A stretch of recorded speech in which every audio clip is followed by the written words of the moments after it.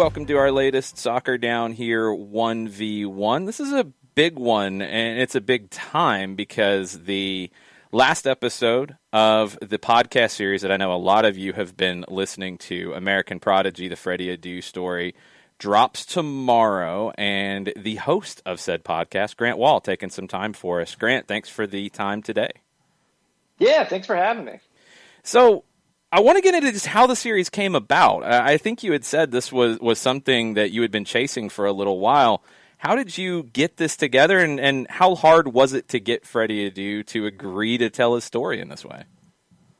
You know, I've been wanting to do this for probably 4 years. I actually had dinner kind of randomly in Manchester, England with Aleko Eskandarian one night back in 2016. And we were just talking, and he started telling stories about being on DC United in 2004, which was Freddy Adu's rookie season. He was 14 years old, and they actually won the title that year. But like, there were some crazy stories. I felt like it was the sense of, for at least Aleko, now it can be told. Like, enough years had passed, and I had been covering all that stuff for Sports Illustrated back in 2003, 2004, and I'd never heard these stories. And so I came out of it, and I thought to myself, I was like, you know, I'm surprised there hasn't been a 30 for 30 done on the Freddy Adu story.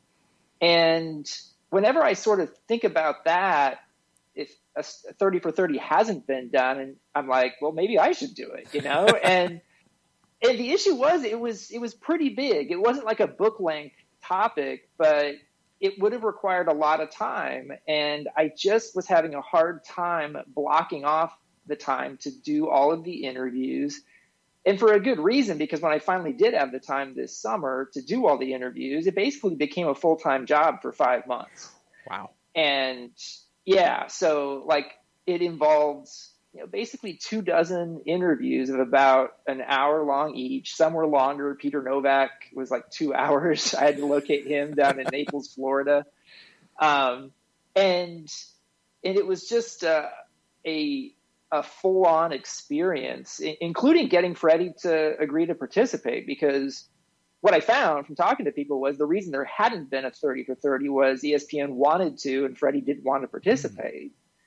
And I get why, in the sense that it would have involved Freddy talking about some things that probably aren't that pleasant to him. And so for this series, Freddy turned me down politely at first when I asked him about it, and just said he really wasn't, you know, he'd never done a blow-by-blow interview on his entire career, maybe someday, and that was it. And Blue Wire Podcast, which has been very supportive of this whole project, said to me, we'll support you even if you don't get Freddy. Oh, wow. For it. And that gave me a tremendous boost, because the way I sort of looked at it was, if I did a bunch of interviews, eventually Freddy would become aware of that, and that it would increase my chances of getting him to participate. But it was still not a guarantee, so it was a risk. And after about a month of all these interviews, I got word that a couple folks had talked to Freddy and that he would be ready to speak to me for this series. And so I'm really glad he did, because like, it made it a lot better and more complete. Yeah. Do you think you could have told the story effectively without his voice in it? You know, it can be done. And I'm sure you know this, like, we call this a write around in the writing industry. Right. Like, if someone you're writing about decides not to participate, and you put in the real work to speak to so many people around them, and you learn stuff. But the fact of the matter is, you can do that, and if you can then get the person themselves that you're doing it on, that's even better. Right. and preferable. And I felt good about the whole situation, because, like, in a way, I felt like I earned Freddy's participation through journalism, and that gave him the opportunity. And I think he realized too that this is kind of attempting to be the defining Freddy Adu story, and that it was in his interest, I think he realized, to be a part of it. And I'm so glad he's in there, because like, Freddy's voice is all over the place, but he's not bitter. Mm-hmm. And while some people, I think, might assume this is a sad story, it really isn't. Right. When you talk to everybody, including Freddie, and this chance to start playing again professionally for the first time in 2 years, it's actually kind of inspirational. He just wants to play again somewhere, and you can hear the excitement in his voice about that. Something I thought was interesting was in the lead up to it, the whole question about success and who gets to define success. How do you feel, maybe you would define what's been successful in Freddy Adu's career after going through this process? I mean, there's no other way around it to say that he did not reach expectations, even, I think, legitimate expectations, as opposed to the insane expectations of winning World Cups and things like that. Like when you look at Freddie's career, when you play for more than a dozen teams in as many years, that's not what he wanted his career to be. And yet it was interesting for me to sort of look back to experience a few things during this whole interview process. One is that I think there's a tendency to think that all the talent evaluators back then were idiots because they just got it wrong on Freddy Adu. But Freddy Adu really had potential, and that was not fake. And so to just sort of say oh, those people must have been dumb and didn't know what they were doing, I disagree completely. And, right. And I'm reaffirmed by talking to everyone now about that. But in terms of success, when you look at the soccer part, early success, first man ever to score a hat trick in the under-17 World Cup and the under-20 World Cup. Mm-hmm. He had these moments with U.S. national teams, under-20 World Cup in 2007 when they got to the quarterfinals with Michael Bradley and Josie Altidore, beat an Uruguay team with Luis Suarez and Cavani, beat a Brazil team with Marcelo and Alexander Pato. Even the 2011 Gold Cup final, where Bob Bradley starts Freddy Adu against Mexico, and a classic game that the U.S. ends up losing 4-2, and Freddie was arguably the best American on the field that day. And then Bob Bradley gets fired, and Freddy Adu never plays for the senior national team again after that. And so what was confounding was you would see these things and wonder why Freddie never really established himself at club level, because he never really did. And that's a lot of what I talk about with people in interviews, is trying to get a sense of why Freddie was so much more disciplined and focused and successful in some of these summer tournaments than he was at club level. But, the other thing is, just from a success perspective, he earned around $8 million in his career. Right. And here's a kid who was born in Ghana. His family won the lottery to have a green card to come to the United States when he's 7 years old. And that had nothing to do with his soccer talent. And so to come to the U.S., to have this $8 million career, obviously did not succeed in the way that people were hoping he would on the field. But there's some American dream elements to this story that are still very much there. Yeah, it's a long career. I mean, he's bounced around, but he's been making a go of it for, over a decade, close to 2 decades when you get down to it. He's had some moments. That 2011 Gold Cup, the whole tournament. I mean, he was a revelation coming back into the team, and it felt like that was going to be the real jumping off point, and then it just fizzled out. Are there any other surprises that you learned during this whole process? Is there anything that you didn't know that shocked you? I was pleasantly surprised that Freddie isn't bitter today, that he isn't the sad story that I feared he would be.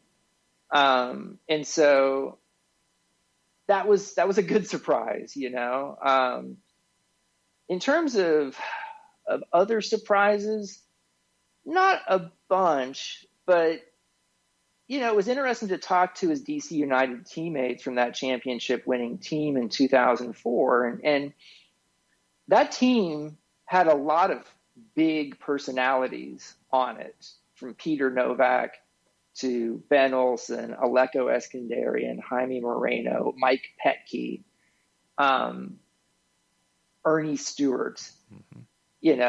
There was Dima Kovalenko. And so it was interesting to talk to them about the circus around Freddy Adu that season, and how before he'd even played a game, the national TV ad campaign, which went on over and over all season long, was Freddy Adu and Pele, where you're setting these expectations from the start. You don't even need to say he's the next Pele or ask that. You're basically told that because they're in this ad all year long, which I think put some unfair expectations on Freddie. It made it hard to succeed in any way, shape, or form. But somehow this whole chaotic year of 2004, they managed to win a championship. And Freddie, at the age of 14, turns 15 that season, scores 5 goals, has 3 assists, plays in really every game. Doesn't start every game, but plays. Converts a penalty kick in a classic MLS game against the Revolution to send DC United to the final. And it's pretty incredible when you hear the stories about that season that DC was actually able to win the MLS Cup, because it was volatile, that whole thing that year. And players were upset about this 14-year-old kid making more money than anybody else on the team.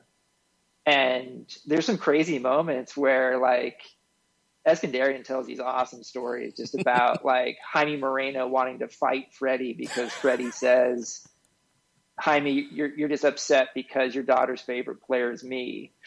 And Eskandarian, having Freddie run behind him to hide from Moreno. And Aleko's I don't endorse this, Freddie. Get your stuff together. And just the craziness about that locker room situation, I think it's important to really look closely. It's like a snapshot of an era in MLS. I kind of look at the Freddy Adu era as 04 to 06, right before the Beckham era that starts in 2007. And it's a totally different time for MLS, right? Because there's only 10 teams in 2004 compared to 26 now. The league is in danger of folding. They've already cut 2 teams not long before that. And MLS is desperate for attention. And I do think that influenced how Freddie was presented to the mainstream public. And MLS put so much on the shoulders of a 14-year-old to try and save their league. How much do you think that Freddy Adu buzz in 2004? Like you said, 10 teams. You're on the pathway to 30 now. Everything started to change in those early formative years with Freddy Adu's career. How much of an impact do you think he had on the success that we're seeing now? I think he actually did have something of an impact, because Freddie brought new fans to MLS who hadn't watched the league before. He even brought some new soccer watchers into watching the sport in MLS who hadn't watched it before. Yeah, we devote most of the episode 3 to something I didn't really think about much at the time, if I'm being honest, which was that the Black community in the U.S. started following Freddie and MLS because we hadn't ever really had a Black superstar soccer player who was getting this kind of attention. And one of the guests on that episode is Clint Smith, who is Freddie's age. He's a huge voice these days, writes for The Atlantic, and just speaks so well. He was a soccer player in New Orleans, not many Black Americans playing soccer in New Orleans, and he looked at Freddy Adu as this symbol of something new, and and something inspirational to the Black community.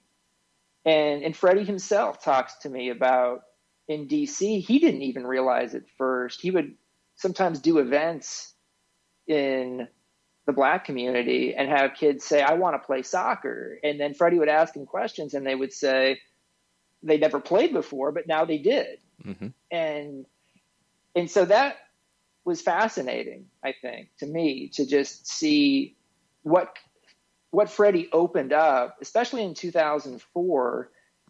And if you looked at average away attendance for MLS teams in 2004, DC United was like way beyond any other team. So there was an actual study that we cite in one of the episodes about how much money Freddy Adu generated for MLS that season on his own in excess attendance compared to other teams and television ratings. And he probably was totally underpaid, was the conclusion, at $500,000 a year. Yeah, it's crazy to think that, but the dollar figures that were thrown around with Freddy Adu, and then when David Beckham signed, the dollar figures that went out there about that, I saw it firsthand. I worked for Soccer in the Streets here in Atlanta, and when we would go to schools that were predominantly Black, kids would talk about Freddy Adu, and kids would talk about the David Beckham signing when ESPN SportsCenter was talking about it, and talking about, wow, I can make money being a professional soccer player. I want to do that. He had a huge impact.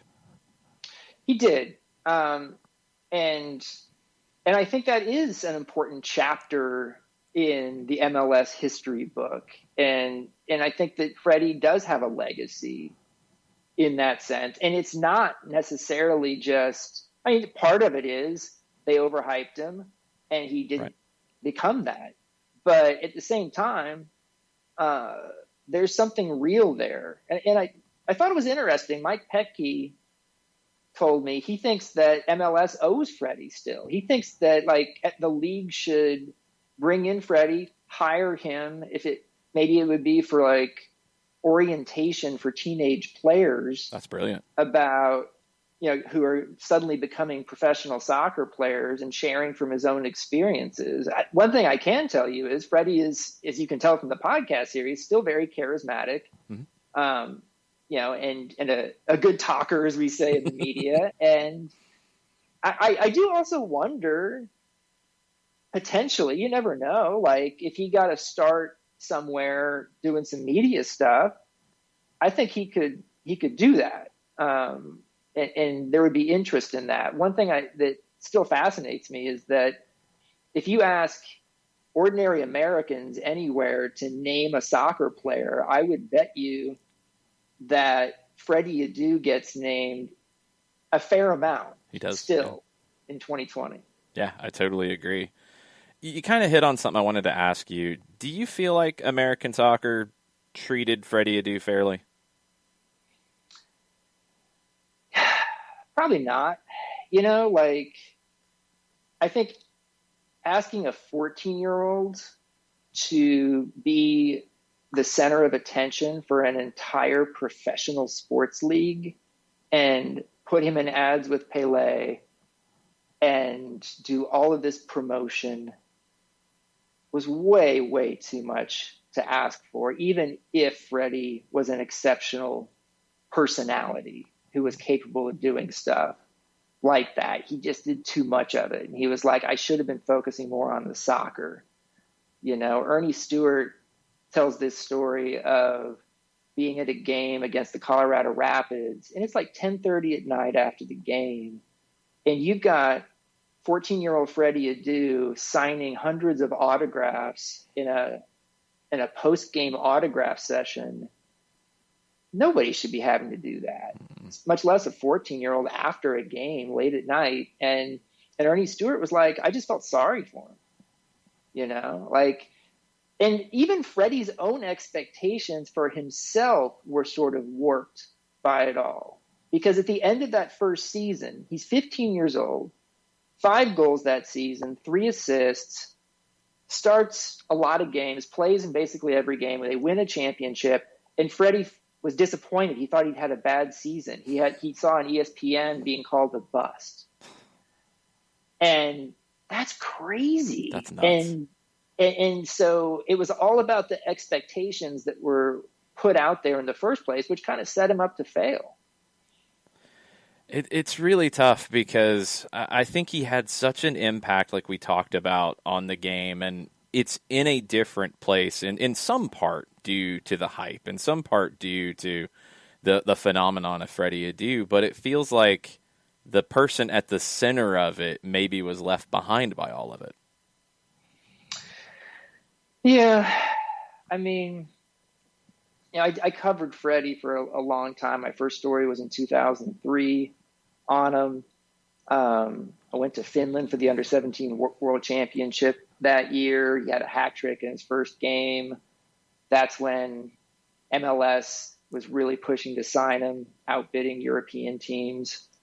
And then, covered him over the years. And then I did a magazine story on him in 2010 when I went to Greece a few months before that World Cup, when it was clear that he wasn't going to make that World Cup team at age 21. And it was disappointing, and you could tell that he was disappointed by it, even if parts of him hadn't changed. I look back right around the same time, or a year before my first Freddy story, I did a LeBron James cover story when he was 17 years old for the magazine. And that ended up being somehow like LeBron exceeded the expectations that everyone had for him. And I do take a look in this series at sort of the media coverage. And I do think that the response to my LeBron story influenced how I covered Freddie. And I tried to put in caveats and be responsible, but I also wrote like 5 magazine stories on Freddy Adu in a 2 or 3 year period. And that probably was overdoing it. And Freddie himself says that not just that specifically, but just the hype and the media attention and all the sponsorship obligations took a toll on him. And so I always had that in mind when Christian Pulisic emerged. Right. I didn't cover Pulisic in the same way, and it was obviously a different situation. He was in Europe. He was sort of outside the media glare in the development academy at Dortmund. But I don't think adults did many favors to Freddie, especially early on. Do you feel like maybe, whether it's the federation, the national team program, clubs, have maybe learned some lessons from it and are doing right by the young stars coming up now? It was interesting because some of the reactions I've gotten to people to this series so far is an episode has been released each week. I talked to someone in the Vancouver Whitecaps organization, and they said that when they had Alphonso Davies, they took lessons from the Freddy Adu era and really limited the amount of interviews in media that Alphonso Davies did. And they tried to keep it as much about the soccer as possible. And they feel like that was helpful. So I just thought that was interesting to sort of hear that from a different MLS team. And, if Freddie had come out at age 14 today in MLS, it would be an entirely different situation, different infrastructure. I think MLS would be a lot better prepared to handle it with the growth of the academies and reserve teams and he'd be more protected. I'll always wonder what would have happened if in 2004 Freddie had signed with Ajax and been in their academy. Wow. Yeah. And been able to go through that system because it's been successful. It's had players who are that age. And, MLS just somewhat similar to when Beckham first arrived in LA. I don't think the system, the infrastructure was there to handle it. Eventually it was, and Beckham won some titles. I don't think the infrastructure was there in MLS for Freddie when he first arrived. So I've seen the reaction to this all over American soccer, and people have been just all over every episode as it's coming out. Are there any other kind of dream projects that you've got in the works? Wow. We'll see. I mean, I do think at some point someone's going to write the history of MLS book. To some extent, it's been done. And to some extent, it's been, in my own work, I've attacked it in chapters. Like my Beckham book on his first 2 years in LA, like I can't really add reporting to that, based, to what I already did. I feel like now there's not that much more for me to add to the Adu story in MLS. And we did do it at Sports Illustrated, an oral history of the start of MLS. So there's some wonderful stories, anecdotes from those days. But, it's interesting to see what comes up as suggestions. I had someone tell me recently, like, you should do something on the Jurgen Klinsmann tenure with the U.S. national team and U.S. men's national team. And that's tempting. I don't know if Jurgen would agree to speak to me based on the way things ended up there. Good point. But that was a fascinating era. I did do a podcast series last year on the origin story of the U.S. women's national team in the 1991 FIFA Women's World Cup, which I really enjoyed. So I do think these sort of ambitious narrative podcast series are something I want to continue doing. I want to write more books eventually. I think my next book is going to be on women's soccer because my first two were not. But we'll see on topics. Do you think we do a good enough job of embracing American soccer history? No. I see what Pablo Maurer's done now for the last couple of years, in particular for The Athletic, and some of his stories are absolutely fantastic. Mm-hmm. All of them are, actually. And I'm really glad that he has been given the opportunity to tell those stories. And there's more to be done, And so I do think there is sort of this misperception in some quarters that U.S. soccer history started in the 1990s. Yeah. And that's just not true. In fact, there's some amazing stories from long before then. So I hope more of those get told. I know that there's some people who are a lot older now who we may lose soon, and we may lose some of their stories. So I know Pablo, from talking to him, has been really motivated to try and tell even more of those stories as time goes on. Like it's a rich history, and we've got this really fascinating soccer culture in the U.S. that honestly goes back, a century or more.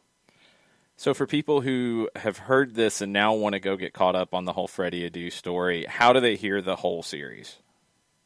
So it's American Prodigy, the Freddy Adu Story. It's anywhere you get your podcasts. It's put out by Blue Wire. We've released one episode a week on Tuesdays. Episode 6 comes out on December 22nd. The last main episode, episode 7, comes out on January 5th. And obviously you can go back and listen to the ones that have already been released. I guess it's a good response. The most common response I get from people is, I love it. Why can't I binge it?